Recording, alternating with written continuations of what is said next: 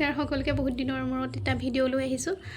ভাবিছোঁ সকলোৱে উপকৃত হ'ব, যাৰ মানে দাঁত পোকে খাইছে বা বিষায়, সেই বিষয়ে মই আজি এটা একদম ধুনীয়া ভিডিঅ' লৈ আহিছোঁ।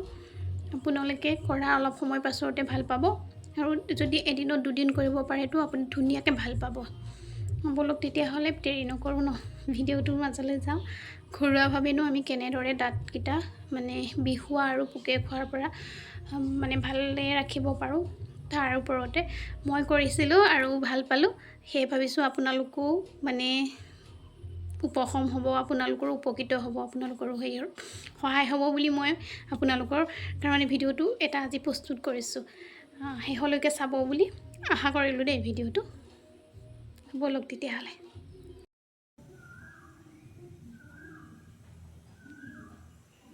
এইখিনি বইল হ'ল, 1 কাপ দিছিলোঁ, আধা কাপমান পানী হোৱালে উতলিবলৈ দিয়াৰ পাছত আৰু আপুনি মুখখন মানে কুলু কুলু কৰি দিবচোন, যথেষ্টখিনি আৰাম পাব, ভালকৈ ভাল পাব। মই মুখ মেলিব পৰা নাছিলোঁ, এতিয়া মই ধুনীয়াকৈ ভিডিঅ' এটা বনাই কথাও ক'ব পৰা হৈ গৈছোঁ।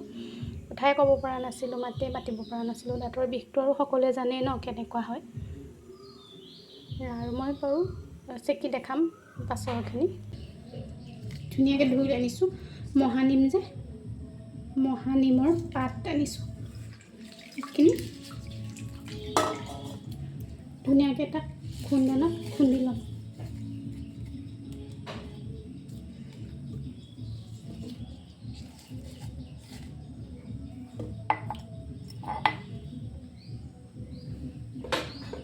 মানে অলপ থেতালি ল'লেই হ'ব।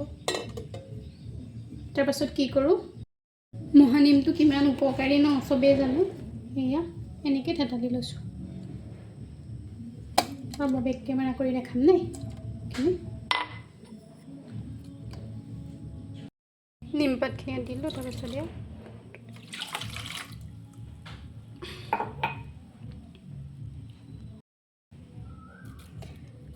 বাচনটো যে এনেকুৱা ধৰিছে কেলে গম পায়নে, মই মানে এইকেইদিন সিজাই আছোঁ এইটোতে, সেইটো কাৰণে ৰং উঠি ধৰিছে দেই। বাচনটো এনেকুৱা হোৱাৰ কাৰণে নাহাঁহিব, মানে মহানিম সিজোৱা পাতখিনি মানে এনেকৈ বইল কৰাৰ কাৰণে এইটো কালাৰ হৈ গৈছে। ভালকৈ পাছত ঘঁহি দিলে ভাল হৈ যাব বাৰু। এইকেইদিন মই কৰিয়ে আছোঁ কাৰণে ইমান ভালদৰে ধোৱা নাই দেই।